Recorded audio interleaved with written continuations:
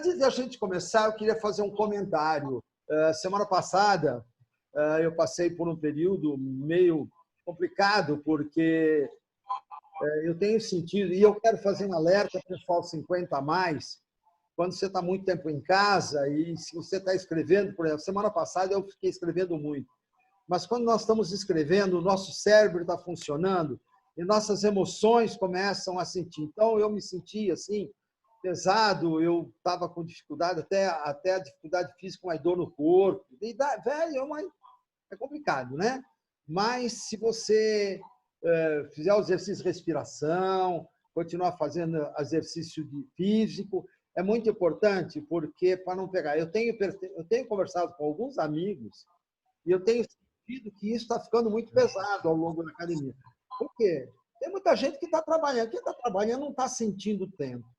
Mas quem tem mais de 50 anos, quem está realmente confinado para preservar a saúde física, que é muito importante, mas lavar a mão, deixar o sapato fora da entrada da casa, né, usar máscara, tudo isso é fundamental no dia a dia de hoje. Entretanto, existem coisas mais complementarmente importantes, que é fazer exercício de respiração.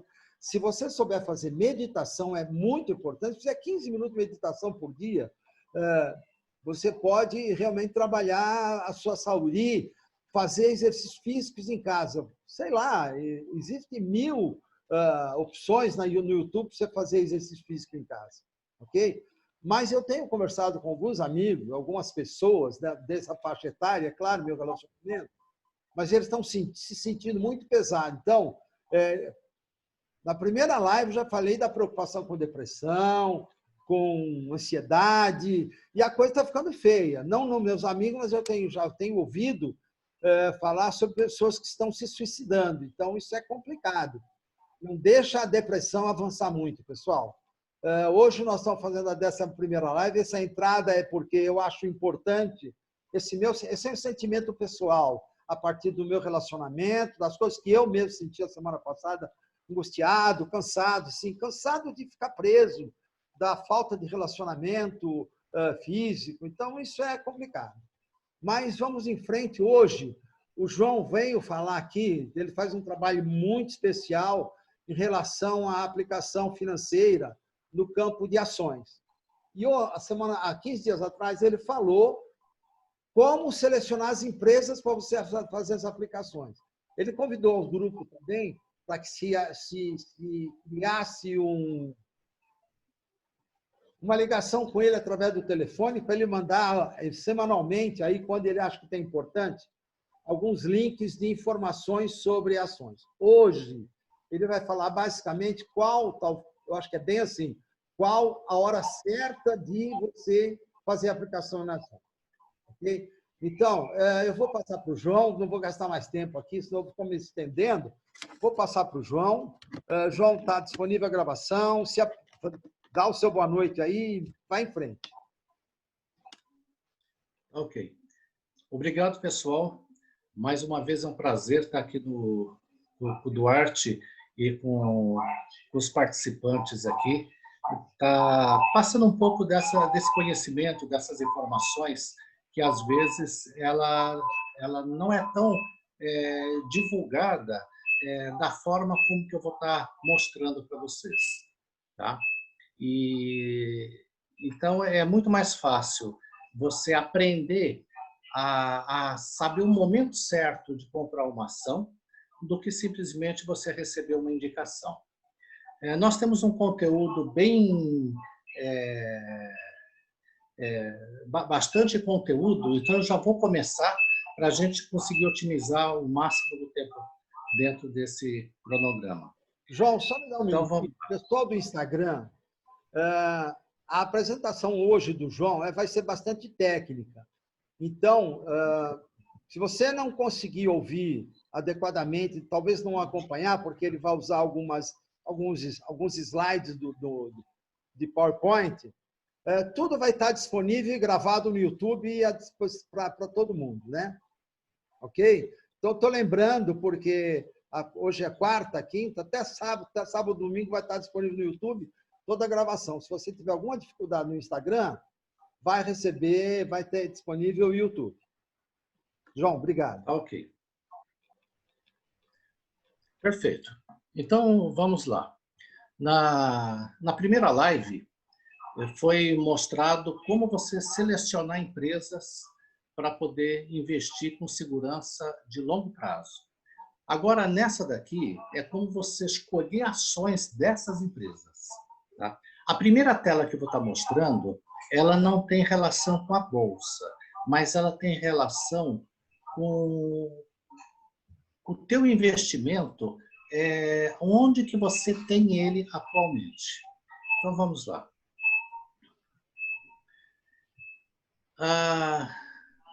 Esse número 72 é um número fixo dentro do mercado financeiro. Tá? Ele é conhecido, mas não é muita gente que sabe dele. Isso é uma pequena fórmula que ela vai te dar noção para quê? Para você identificar o tempo de retorno do teu dinheiro.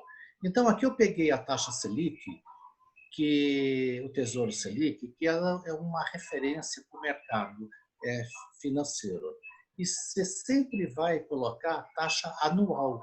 E nesse caso aqui é do Tesouro Selic. Depois você substitui dentro dessa dinâmica pela aplicação que você tem.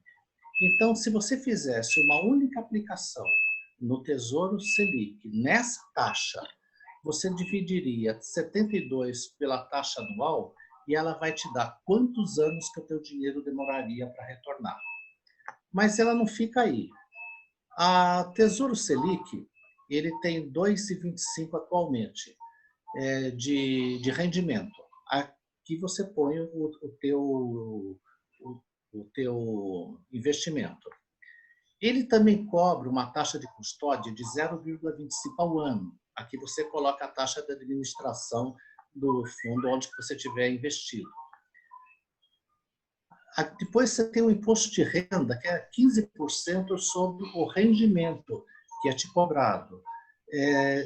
Desde que a taxa seja 15%, você sempre pode considerar, independente do valor, 0,75 em relação aos 2,50, ou qualquer valor que você tenha investido. Esse é um número fixo também.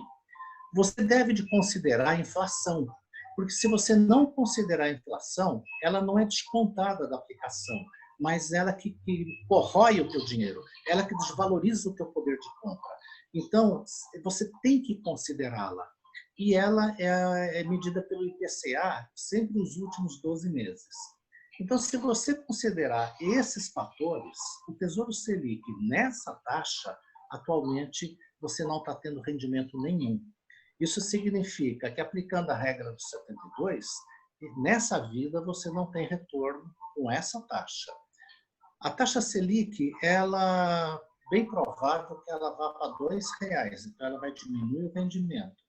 E a inflação, ela deve de fechar o ano, segundo as projeções, entre 2,5% e 3% de inflação ao ano. Então, por isso que você deve de ir monitorando aonde que está o teu dinheiro. Então, agora vamos começar a respeito da Bolsa. Aqui tem uma referência também a respeito dessa regra 72. Para nós entendermos os momentos de você comprar ações e entender esse momento atual que nós estamos passando, dessa crise, nós temos que voltar um pouco em 2008. Por quê? Porque o quadro de 2008, a crise de 2008, já está fechado. Ele já aconteceu. Então, vamos lá. Quando foi em 2007, de outubro em diante, a Bolsa de Valores ela vinha batendo recorde em cima de recorde de pontuação. Ela entrou em 2008 batendo recorde. Bateu janeiro, fevereiro, em março ela se manteve, abril ela bateu recorde, e ela entrou em maio com a maior pontuação que a Bolsa já tinha visto no mercado financeiro. Nesse momento, estourou a crise de 2008 americana. E aí, o que aconteceu? o que nós tivemos agora foi uma queda atual. Foi uma queda muito rápida. Em 15 dias, tudo desceu. É como se fosse um elevador em queda livre. Mas quando foi em 2008, ela aconteceu direto, mas como se você estivesse descendo uma tirolesa. Então, ela foi dia a dia, durante 6 meses. E foi em outubro que a Bolsa parou de cair e todas as ações começaram a se estabilizar e aí o pessoal já tinha noção do que poderia estar fazendo no retorno da economia. O que aconteceu nesse período? A Bolsa de Valores ela desvalorizou 60%. Tá? Isso significa que, isso é na média das empresas, mas o índice Bovespa. Quem tinha 300 mil na ocasião acabou ficando com 120 na média. Se você se apavorou, se você não conhece a mecânica da Bolsa, muita gente tirou dinheiro e perdeu. Tá? E fica falando mal da Bolsa até hoje. Mas você precisa de entender a mecânica dela, e é isso que nós estamos aqui hoje. Quando foi em novembro, ela já começou a recuperar. Quando foi em dezembro, também já deu uma recuperada. E ela entrou em 2009, o ano inteiro, mês a mês, ela foi se recuperando. Quando chegou em dezembro, ela já estava dentro do mesmo patamar que foi no início da crise, em maio de 2008. Ela estava dentro do mesmo quadro. Isso significa que a Bolsa, ela, ao longo do tempo, ela sempre se recupera e as pessoas não perdem dinheiro. Quem deixou dinheiro lá, quando foi em dezembro de 2009, tinha retornado, um exemplo, os mesmos 300 mil que ele tinha antes. E nesse caminho todo, ele também tinha muitas empresas que mantiveram o pagamento de juros, pagamento de dividendos e tudo mais. Quando foi na live anterior, do dia 8, eu tinha mostrado um quadro onde que tinha essa reserva estratégica, que eu ia falar ela mais para frente. Então, agora chegou o momento dela. E esse quadro, ele estava representado no anterior, essa parte de cima. Então, essa linha azul mais escura, ela representa que mesmo com todas as oscilações da Bolsa normal, ali estava o patamar normal das ações. As duas hastes que sobem essa linha azul mais escura, ela representa as ações que estavam mais valorizadas na ocasião. Quando chegou a crise, tá, tudo começou a descer. Essas setas vermelhas que estão descendo significa os 6 meses de queda. Tá? Nós não sabemos quando vai acontecer a parada das ações nas crises, mas acompanhando você tem como medir o que está acontecendo.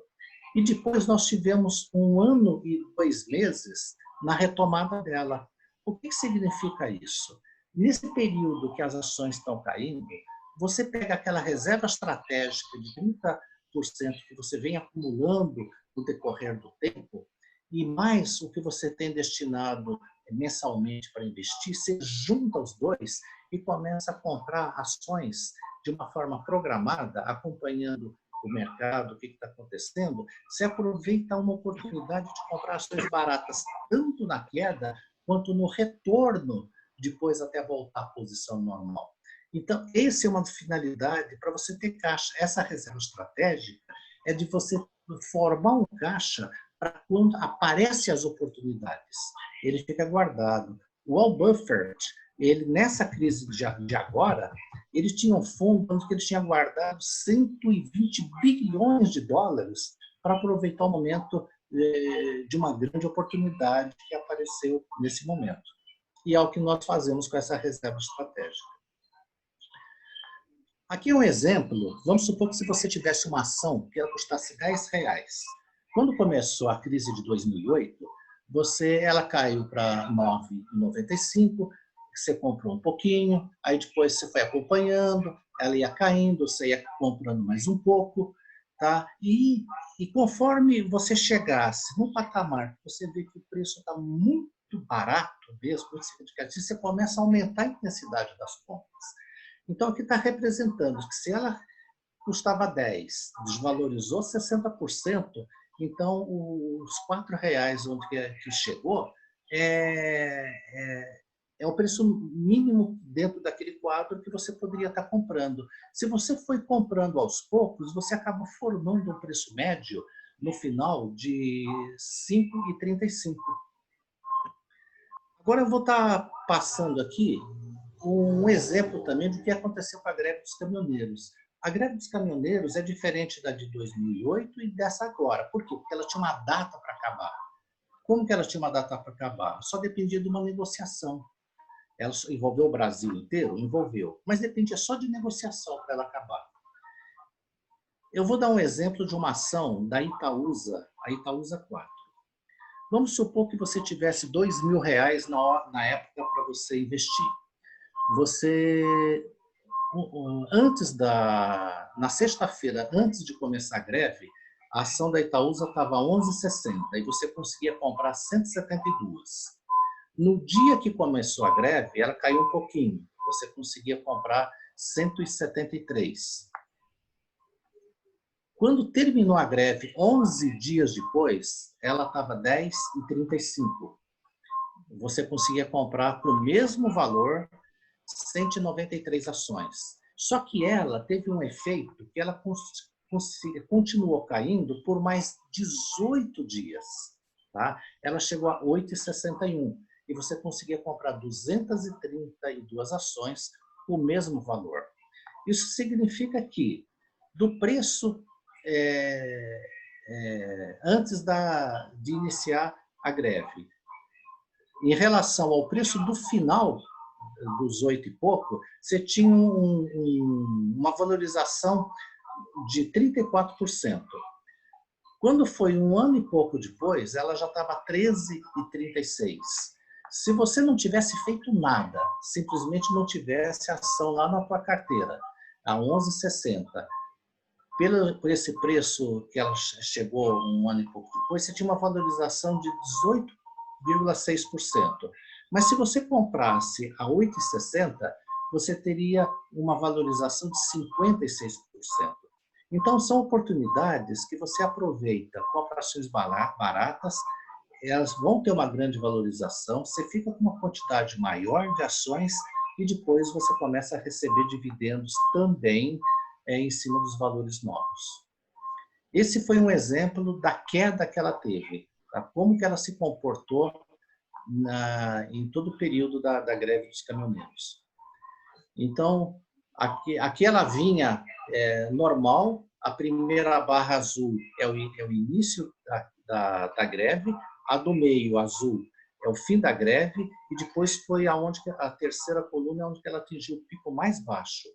E aí, depois, tudo voltou ao normal no decorrer do tempo.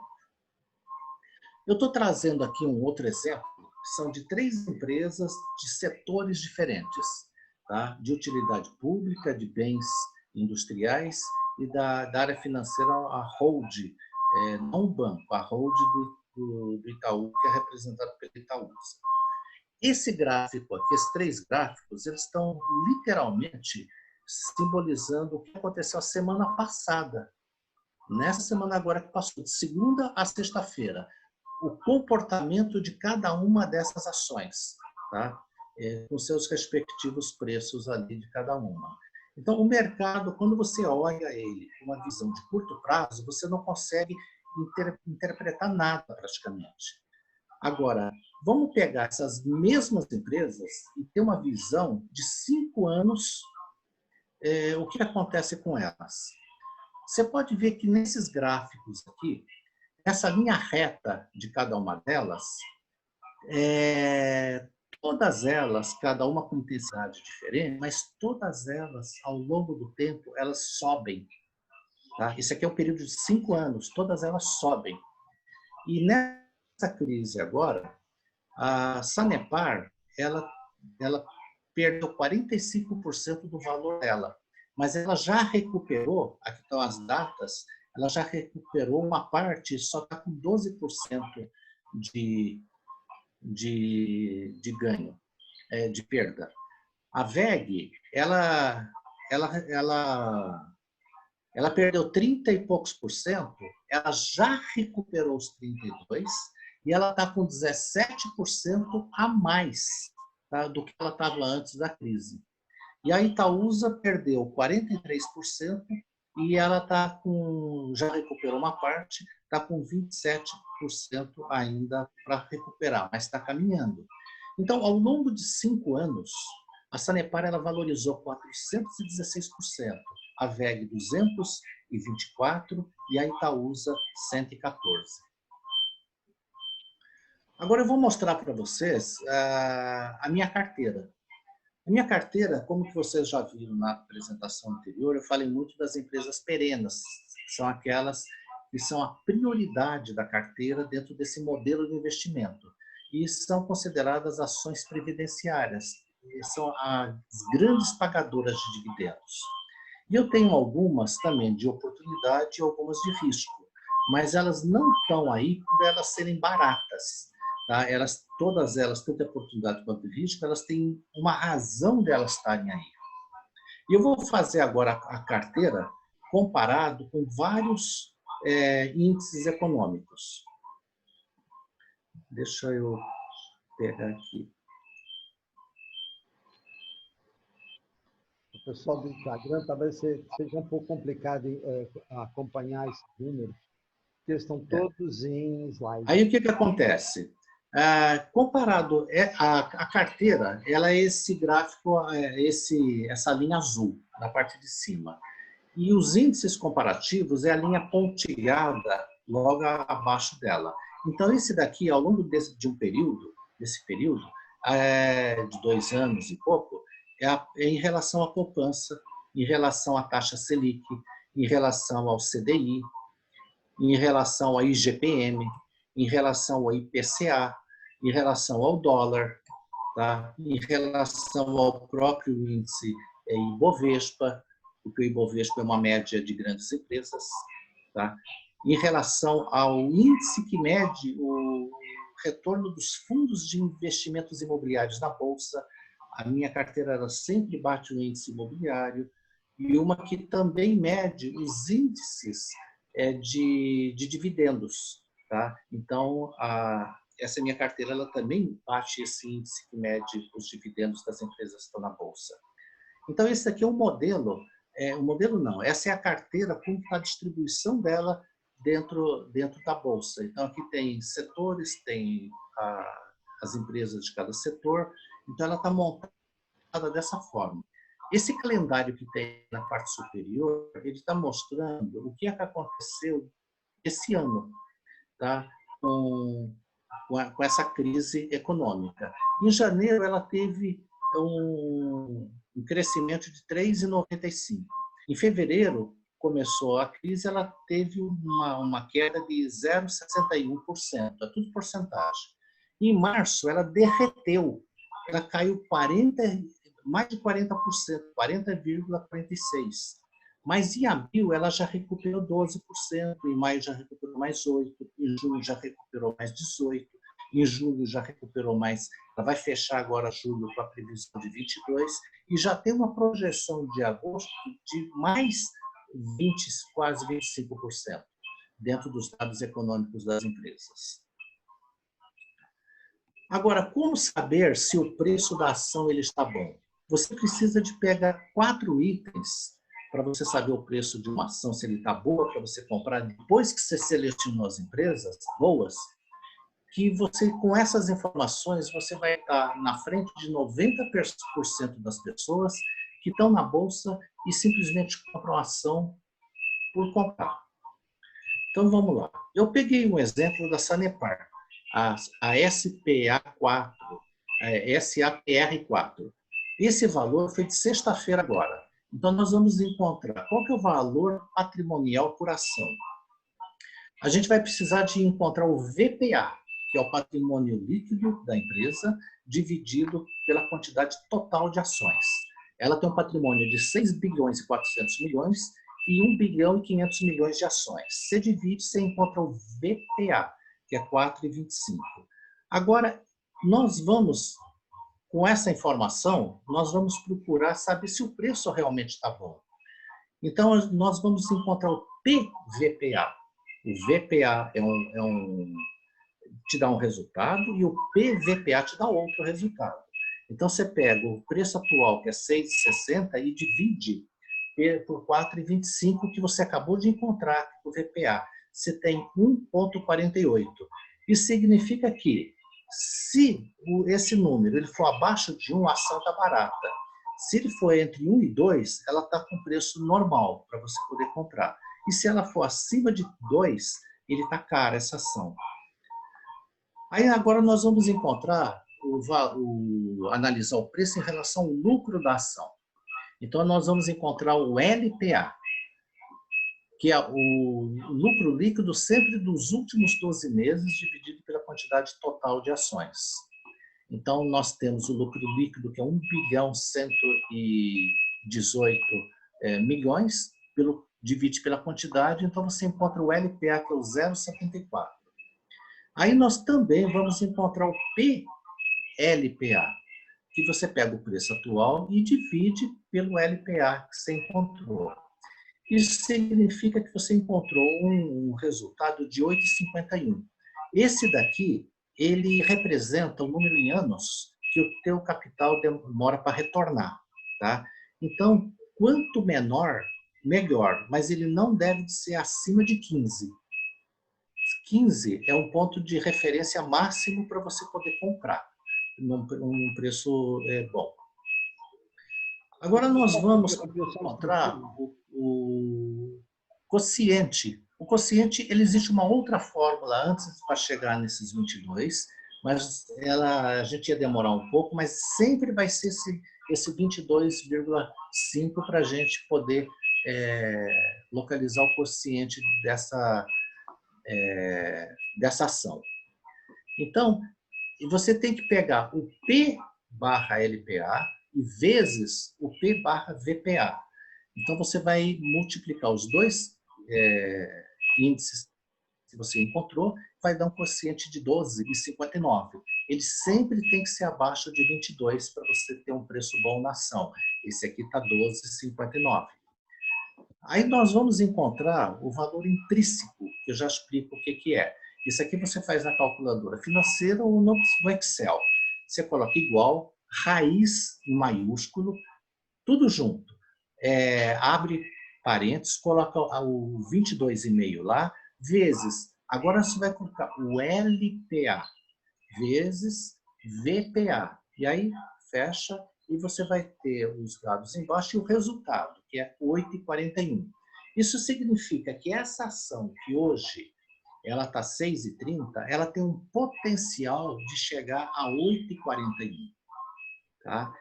E esse é o valor intrínseco, vamos falar o valuation. Agora a gente vai ver a margem de segurança. Tá? O quanto representa isso em porcentagem. Então, você vai pegar o valor intrínseco que você acabou de encontrar e divide pelo valor atual. Só que isso daqui você faz dentro de uma fórmula onde você tem que abrir um parênteses para colocar essa divisão e depois do lado de fora do parênteses põe -1, porque você vai transformar isso em porcentagem.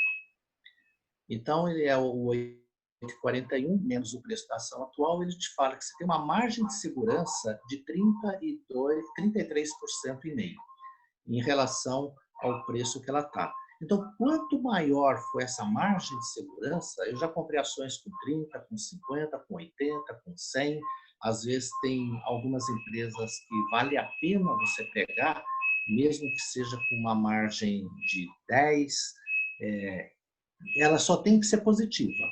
Tá? João, e aí, isso aqui é um resumo desse quadro, okay? Se analisar uma ação, se ela está boa. Então, você pega e encontra o P barra VPA, o P barra LPA, o quociente, o valor intrínseco, a margem de segurança, você analisa e vê se você quer comprar essa ação. Você vai ter na sua carteira outras também, conforme o dinheiro que você tem disponível. Agora, existem alguns setores que você deve de evitar, segundo o maior investidor da Bolsa de Valores, que é o Luiz Barsi Filho. Então, esses setores, a gente vai estar vendo a próxima tela, que é dele.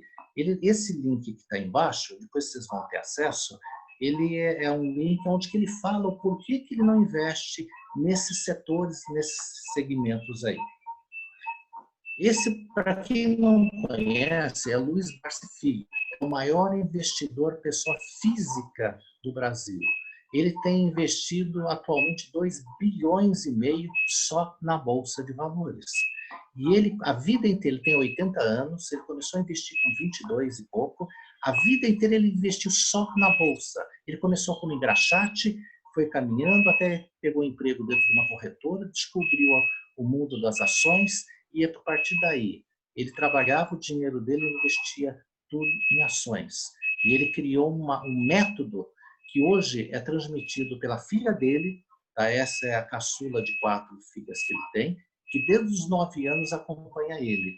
Ela é formada, ela faz parte do conselho de grandes empresas, uma delas a Klabin e outras mais. Esses são 2 amigos que eles criaram a GF para transmitir todo o conhecimento do pai. Então, esse pessoal aqui, só procurar eles, que ela é a Louise Barsi, são os únicos que eu indico tranquilo. Por quê? Porque eles não fazem especulação, eles não te caminham para um ramo de especulação, é para um ganho, construção de riqueza ao longo do tempo. E um detalhe, a vida inteira, até hoje, toda essa fortuna dele, ele só investe em nome da pessoa física dele, tá? Na Bolsa de Valores.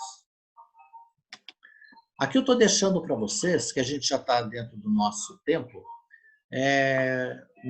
do que eu já tinha comentado na outra live, uma corretora para vocês poderem fazer as vossas operações de compra e venda de ações sem corretagem. Aqui está um acesso para vocês terem acesso à GF, que é da filha do Barsi.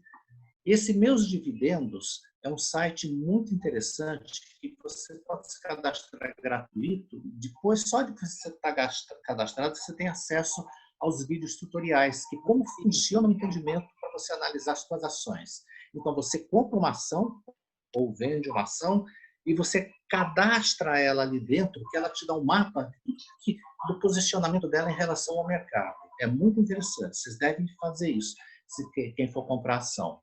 Fundamento, você tem muitas informações orientativas, e aqui, esse fundo do Pactual, a própria filha do Barsi, ela tem a reserva de emergência dentro desse fundo. Ele não tem taxa de administração, ele é de resgate imediato e ele rende acima da taxa Selic. E embaixo eu estou deixando uma indicação que eu acho muito interessante, que quem administra a Vitrio é um grande gestor que ele só cuidava de grandes fortunas antes. Aí ele resolveu popularizar todo esse acesso a outras pessoas e ele tem uma super previdência que foi criada. Vocês podem ver toda a composição dela, que é totalmente diferente das outras. Mas é só como ponto de observação para a pesquisa. Então, aqui eu deixo agora as minhas, digamos assim, a minha recomendação, que vocês devem de fazer as suas escolhas, comprar suas ações, criar o seu portfólio, estabelecer metas não por valores, mas por quantidade de ações de cada empresa, porque os dividendos e os juros sobre o capital, eles te pagam pela quantidade de ações que você tiver. E então quero agradecer mais uma vez aos participantes. Eu estou sempre à disposição de vocês para qualquer esclarecimento. E a Bolsa de Valores, ela não é um bicho de 7 cabeças como muitos se imaginam. Ela só precisa de entender. Da mesma forma com que eu trabalho hoje, que é o Grupo Rinode, o marketing multinível, eu também desenvolvi estratégias para trabalhar com ele, da mesma forma que eu crio estratégias hoje para investir na Bolsa. Agradeço e muito obrigado a todos. Ok, Joãozinho, muito obrigado. Foi excelente a sua apresentação. Pessoal do Instagram, realmente eu sei que foi muito difícil acompanhar só números, né? É muita informação numérica. É importante que vocês baixem o vídeo do YouTube. Prometo que vou trabalhar isso hoje ainda. Eu quero disponibilizar isso eu falei que ia só sábado, domingo. Eu vou trabalhar para disponibilizar pelo menos até amanhã à noite o site, editar o mais rápido possível. Então, Joãozinho, muito obrigado. O pessoal que está aí no Instagram também, muito obrigado pela presença. O pessoal que está no Zoom aí, obrigado. Foi fantástico. A apresentação do João foi muito esclarecedora.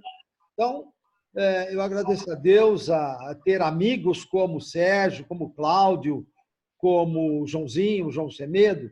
Eu trato carinhosamente como o Joãozinho, que é meu amigo há 20 e tantos anos, né? 20 ou 30, sei lá, até perdi a conta, né? Mas é muito importante. O Sérgio fez uma live extraordinária também, esclarecendo as possibilidades de retorno da pandemia e a interferência da qualidade na produtividade e no tempo. Então, essas lives vão estar disponíveis via YouTube até 30 de julho, para todo mundo, aberto. Depois do 30 de julho, eu vou recolher, vai deixar de ser público e nós vamos trabalhar de uma outra forma com essas lives. Ok? Então, pessoal, quem está no Instagram, muito obrigado. Quem está no Zoom, meus agradecimentos. Um agradecimento muito especial aos meus amigos que colaboram bastante, que é o Sérgio, o Cláudio e o João Semedo.